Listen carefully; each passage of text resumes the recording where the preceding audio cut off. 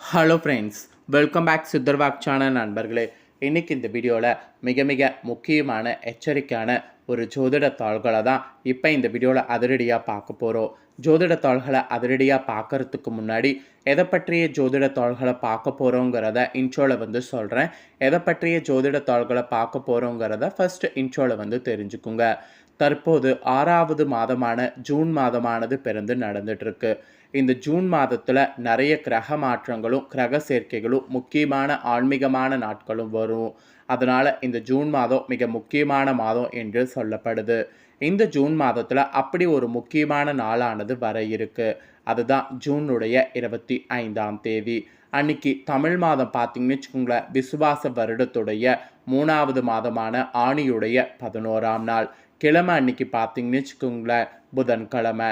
இந்த நாள் அன்னைக்கு பௌர்ணமி பௌர்ணமி கிடையாது, அமாவாசையானது வருதுங்க. வரக்கூடிய இந்த அமாவாசை ஆனி மாதத்தில் வரக்கூடிய புதன்கிழமை அமாவாசை. இந்த சக்தி வாய்ந்த அமாவாசையில் கிரகநிலைகளில் ஏற்படக்கூடிய சேர்க்கைகள் காரணமாக ஒவ்வொரு ராசிக்காரங்களுக்கும் தலையெழுத்து மாறும். அப்படி மாறக்கூடிய தலையெழுத்தை அந்தந்த ராசிக்காரங்க தெரிஞ்சு பலனடையணுங்கிறதுனால ஒவ்வொரு ராசிக்காரங்களுக்கும் என்ன தலையெழுத்து மாறும் அப்படிங்கிறத ஷேர் பண்ணிட்டு வரேன். அதில் இன்றைக்கி இந்த வீடியோவில் பார்த்தீங்கன்னு வச்சுக்கோங்களேன், கடக ராசிக்காரங்களுக்கு ஷேர் பண்ண போகிறேன். கடக ராசியில் பிறந்த நேயர்கள் அத்தனை பேரும் வீடியோவை ஸ்கிப் பண்ணாமல் பாருங்கள். உங்களோட ராசிக்கு என்ன மாதிரியான மாற்றங்கள்லாம் ஏற்படும், அந்த மாற்றங்களுக்கு நீங்கள் என்ன மாதிரியெல்லாம் நடந்துக்கணும் அப்படிங்கிற விவரங்களை இந்த வீடியோவில் தெரிஞ்சுக்குங்க. ஸோ தெரிஞ்சு அதற்கேற்ப நடந்து பலனடைங்க. சரி வாங்க, உங்களுக்கான அமாவாசை பலனை இப்போ இந்த வீடியோவில் அதிரடியாக டீட்டெயில்டாக பார்க்கலாம். ஸோ உங்களுக்கான பலனை பார்க்கறதுக்கு முன்னாடி இந்த அமாவாசை சக்தி வாய்ந்த அமாவாசை என்று சொல்லலாம். இந்த அமாவாசையில் நான் சொல்கிற மாதிரி நீங்கள் இதை செய்தீங்கன்னா மொத்த குடும்பமும் உங்களுக்கு கஷ்டத்தில் இருந்ததுன்னா அதிலிருந்து வெளிவர முடியும். அதுக்கு ஆன்மீக ரீதியாக என்ன பண்ணுங்கிறத வாங்க இப்போ இந்த வீடியோவில் பார்க்கலாம். நம்மளுடைய வாழ்வுலேயும் சரி குடும்பத்திலையும் சரி எத்தனையோ விதமான பிரச்சனைகள் இருந்து கொண்டே தான் இருக்குது. இந்த பிரச்சனைகள் அனைத்தும் தீர்வதற்கு தெய்வத்துடைய அருளோடு முன்னோர்களுடைய அருளும் மிக அவசியமாகும். நம்மளுடைய முன்னோர்கள் மனக்குறை அல்லது மனவேதனையோடு இருந்தாலும் நம்மளுடைய குடும்பத்தில் தீராத பிரச்சனைகள் இருந்து கொண்டே இருக்கும். இவற்றை சில எளிய அதே சமயம் சக்தி வாய்ந்த பரிகாரங்கள் மூலம் சரி செய்ய முடியும். ஆக்சுவலி எந்த ஒரு பரிகாரமாக இருந்தாலும் சில குறிப்பிட்ட நாட்களில் செய்யும்போது அதற்கு கூடுதல் பலன் கிடைக்கும். அப்படி பிரச்சனைகள் தீர்வதற்கு பரிகாரம் செய்வதற்கு ஏற்ற நாளாக அமாவாசை திதி கருதப்படுது. அதுவும் ஆனி மாத அமாவாசை மிகவும் விசேஷமானதாகும். இந்த நாளில் முன்னோர் வழிபாட்டோடு சில குறிப்பிட்ட பரிகாரத்தை செய்யும்போது வீட்டில் உள்ள ஒட்டுமொத்த கஷ்டமும் காணாமல் போய்விடும். ஸோ முன்னோர்களை வழிபடுவதற்கு உரிய மிக முக்கியமான நாளான அமாவாசை தினம் மங்களகரமான புதன்கிழமையோடு இணைந்து வருவது தனி சிறப்பு. அதில் தெய்வ வழிபாட்டுக்குரிய ஆனி மாதத்தில் வரக்கூடிய அமாவாசை புதன்கிழமை இணைந்து வருவது கூடுதல் சிறப்பு. ஸோ இந்த ஆண்டு ஆனி மாத அமாவாசை ஜூன் 25ஆம் தேதி புதன்கிழமை என்று அமைந்திருக்கு. இதனால் பெண்கள் தவறவிடக்கூடாது, மிக முக்கியமான நாள் என்று உங்களுக்கு சொல்லப்பட்டிருக்கு. திருவாதுரை நட்சத்திரத்தோடு இணைந்து வரக்கூடிய சர்வ அமாவாசையான இந்த நாளில் பெண்கள் ஒரு குறிப்பிட்ட பரிகாரத்தை செய்தால் குடும்பத்தில் உள்ள அனைத்து விதமான கஷ்டங்களும் நீங்கிவிடும், சுபிட்சம் ஏற்படும். திருமணம், குழந்தை பாக்கியம் போன்ற சுப காரியங்கள் நடைபெறுவதில் இருக்கக்கூடிய தடைகள் அனைத்தும் நீங்கிவிடும். அதோடு பித்ரு தோஷம், முன்னோர்களுடைய சாபம் ஆகியவை நீங்கி வீட்டில் நன்மைகள் பெருகி கொண்டே போகும். ஸோ என்ன பண்ணுங்கிறத தெரிஞ்சுக்குங்க. ஆனி மாத அமாவாசையில் அதிகாலையில் எழுந்து குளித்துவிட்டு ஆண்கள் வழக்கம் போல் பித்ரு தர்ப்பணம் கொடுத்து முன்னோர் வழிபாட்டினை மேற்கொண்டு பிறகு தெய்வ வழிபாட்டினை செய்ய வேண்டும். பெண்கள் சமையல் உள்ளிட்ட வேலைகளை முடித்து விடணும். பகல் உச்சி பொழுதற்குள் முன்னோர் வழிபாட்டினை நிறைவு செய்து விட வேண்டும். அன்றைய தினம் மாலை 6 மணிக்கு மேலே வீட்டில் உள்ள பூஜையில் பெண்கள் விளக்கேற்றி வழிபாடு செய்ய வேண்டும். முதல்ல குலதெய்வத்தையும் பிறகு விநாயகரையும் மனதார வழிபாடு செய்யணும். இதை செய்துட்டு பிறகு ஒரு தட்டு எடுத்துக்கோங்க. அதில் 2 வெத்தலை, 2 பாக்கு, 2 வாழைப்பழம், சிறிது பூவு, மஞ்சள், குங்குமம், ₹1 நாணயம் ஆகியவற்றை வைத்து ஒரு தாம்பலத்தை தயார் செய்து கொள்ளுங்க. முடிந்தவர்கள் அதோடு ரவிக்க துணி அல்லது புடவை ஆகியவை கூட வாங்கி வைங்க. முடியாதவங்க வெத்தலை பாக்கு, பூ, பழம் மட்டும் வைத்து தயார் செய்து கொள்ளுங்க. இப்போ நான் சொன்னது போல் 5 தாம்பலங்களை தயார் செய்து வைத்து குலதெய்வத்திடம் மனக்குறைகள் தீர மனதார பிரார்த்தனை செய்து கொள்ளுங்க. பிறகு வீட்டில் சுமங்கலியாக இறந்து பெண்கள் இருக்காங்களா அவங்கள நிறுத்து வழிபாடு பூஜை அறையில் வைத்து இந்த தாம்பலத்துக்கு கற்பூர ஆரத்தி காட்டிருங்க. இந்த தாம்பலத்தை அதுக்கப்புறம் குடும்ப கஷ்டம் நீங்க வேண்டி என நினைத்து 5 சுமங்கலி பெண்களுக்கு தானமாக கொடுங்க. ஏழை சுமங்கலி பெண்களுக்கு கொடுப்பது மிகவும் விசேஷம். முதல்ல ஏதாவது இனிப்பு அவர்களுக்கு சாப்பிட கொடுத்து பிறகு இந்த தாம்பலத்தை கொடுங்க. ஸோ ஏழை பெண்களுக்கு கொடுக்க முடியவில்லை என்றால் அக்கம் பக்கத்தில் இருப்பவர்களுக்கு கொடுங்க. இந்த தாம்பலத்தை எடுத்து சென்று கோவிலில் வைத்து கூட கொடுக்கலாம். மிக எளிமையான அதே சமயம் மங்களகரமான இந்த பரிகாரம் பெரிய புண்ணியத்தை தரும். பெண்கள் உங்கள் கையால் இதை செய்கிறதுனால உங்களுக்கு தாலி பாக்கியம் பலப்படும். ஸோ தாலி பாக்கி பலப்படணும் அப்படின்னு நினைக்கக்கூடிய கடகராசிக்கார பெண்கள் மறக்காமல் இந்த பரிகாரத்தை அமாவாசையில் செய்து பயன்பெறுங்க. இப்போ உங்களோட ராசி நட்சத்திரத்துக்கு அமாவாசையிலேருந்து என்ன பலன் கிடைக்குங்கிறத சொல்கிறேன், நோட் பண்ணிக்கோங்க.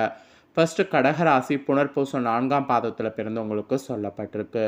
வாழ்வில் உண்மையான அர்த்தம் தெரிந்த உங்களுக்கு இந்த ஆணி அமாவாசைக்கு பிறகு கவனமாக செயல்பட வேண்டியது அவசியம்.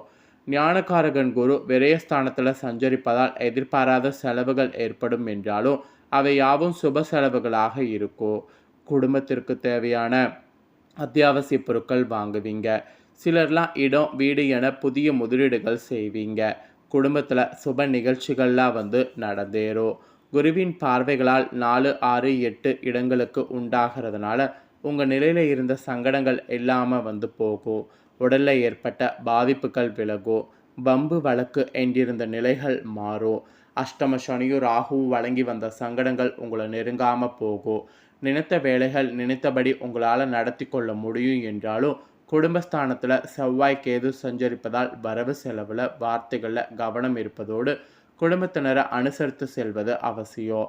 வியாபாரத்தில் புதிய முதலீடுகள் செய்வதற்கு முன்னதாக நன்றாக யோசிக்கணும். பணியாளர்கள் உங்களுக்கு எத்தகைய செல்வாக்கு இருந்தாலும் மேலதிகாரிகளுடைய ஆலோசனைப்படி செயல்படுவது, வேலையில் நேர்மறையாக இருப்பது இக்காலத்தில் அவசியம். ஸோ உங்களோட நட்சத்திரத்தில் பிறந்தவங்களுக்கு இப்படி தான் இருக்கும். இதற்கேற்ப நடந்து பலன் பெறுங்க. அப்புறம் பூஷமில் பிறந்த கடகராசிக்கு சொல்லப்பட்டிருக்கு.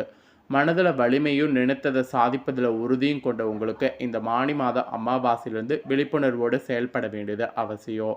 கர்மகாரகன் சனி ஜூலை 2 முதல் வக்ரமாகிறதுனால் அவரால் உண்டான பாதிப்பு இனி விலகும். அஷ்டமஸ்தானிஸ்தானத்தில் சஞ்சரித்து வரக்கூடிய ராகுவிற்கு குரு பார்வை உண்டாகிறதுனால உங்களை வாட்டி வதைத்து வந்த சங்கடங்கள் இல்லாமல் போகும். விரயஸ்தானத்தில் சஞ்சரிக்கக்கூடிய சூரியன் எதிர்பாராத செலவுகளை ஏற்படுத்துவார். பணியாளர்களுக்கு மேல் அதிகாரிகளால் நெருக்கடிகளை உண்டாக்குவார். சிலருக்கெல்லாம் திடீர் இடமாற்றத்தை ஏற்படுத்துவார். வியாபாரிகளுக்கு முதலீட்டிற்கேற்ற லாபம் இல்லை என்ற கவலை உண்டாகும். இக்காலத்தில் புதிய முதலீடு செய்வதற்கு முன் பலமுறை யோசிப்பது நன்மையாகும். அரசு வழியில் எதிர்பாராத நெருக்கடிகளை சிலர் சந்திக்க வேண்டியது இருக்கும். அரசியல்வாதிகளுக்கு இக்காலம் போராட்ட காலமாக இருக்கும். நீங்கள் பெரிதாக நம்பியவர்களும் இக்காலத்தில் உங்களை கண்டு கொள்ளாமல் போகலாம். எதிர்பார்ப்பு இழுப்பறியாகுங்கிற மாதிரி சொல்லப்பட்டிருக்கு. அதனால் செயல்களில் நிதானமும் கவனமும் தேவை. கையிருப்பு ஏதேனும் ஒரு வகையில் கரைவதற்கு வாய்ப்பு இருக்குது. அசையா சொத்து பொன்பொருள் வாங்குவது நன்மையாகும்.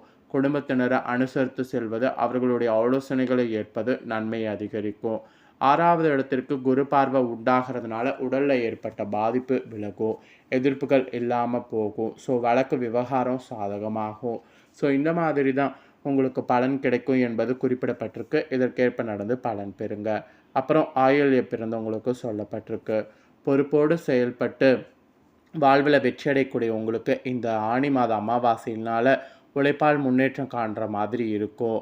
கரெக்டாக புதன் விரயஸ்தானத்தில் சஞ்சரிப்பதுனால குருவும் சூரியனும் அங்கே சஞ்சரிப்பாங்க. ஸோ பல வழியில் செலவு ஏற்படும். மனதில் நிம்மதி ஏற்படுவதற்கு நீங்கள் நிறைய பார்த்தீங்கன்னு வச்சுக்கோங்களேன், இக்காலத்தில் போராட வேண்டியது இருக்குது. நெருக்கடிகள்லாம் அதிகரிக்கும்.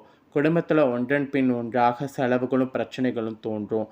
அதனால் ரொம்ப கவனமாக இருக்கணும் என்பது உங்கள் நட்சத்திரத்துக்கு சொல்லப்பட்டிருக்கு. ஸோ கடகராசிக்காரங்க உங்களோட நட்சத்திரத்துக்கேற்ப இந்த அமாவாசையிலேருந்து நீங்கள் பெறக்கூடிய பலன்கள் இதுதான் என்பது குறிப்பிடப்பட்டிருக்கு. ஸோ குறிப்பிடப்பட்டதை உங்களுக்கு தெளிவாக இந்த வீடியோவில் எக்ஸ்பிளைன் பண்ணிட்டேன். எக்ஸ்பிளைன் பண்ணதை நீங்கள் தெளிவாக இந்த வீடியோவில் தெரிஞ்சிருப்பீங்க.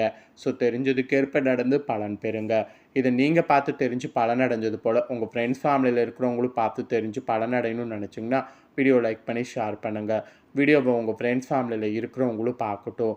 அவங்களும் அவங்களோட ராசி கடகராசியாக இருந்ததுன்னா இந்த தாள்களை தெரிஞ்சு இதற்கேற்ப நடந்து பலனடையட்டும். ஸோ வீடியோ லைக் பண்ணி மறக்காமல் அவங்களுக்கும் ஷேர் பண்ணி விடுங்க வாட்ஸ்அப், ஃபேஸ்புக்கில். இதே போல் புதிய தாள்களை தெரிந்து கொள்ள சேனலை சப்ஸ்கிரைப் பண்ணி பெல் பண்ண ப்ரெஸ் பண்ணுங்கள். நன்றி.